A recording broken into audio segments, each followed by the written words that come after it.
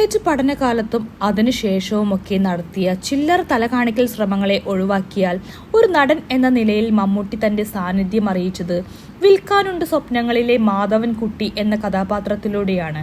അതിലെ മമ്മൂട്ടിയുടെ പ്രകടനത്തെക്കുറിച്ച് MT വാസുദേവൻ നായർ പിന്നീട് എഴുതിയത് ഇങ്ങനെയാണ്: സാധാരണ പുതുതായി അഭിനയിക്കാൻ വരുന്നവർ അപ്പുറത്തൊരു വളരെ പേരുള്ള നടൻ നിൽക്കുമ്പോൾ പരിഭ്രമിക്കും.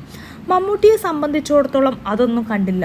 വളരെ അനായാസമായിട്ട് 4-5 സീനുകളിൽ അന്ന് വളരെ അംഗീകാരം നേടിയ സുകുമാരന്റെ കൂടെ മമ്മൂട്ടി അഭിനയിച്ചത് ചിലരൊക്കെ ശ്രദ്ധിക്കുകയും ചെയ്തു.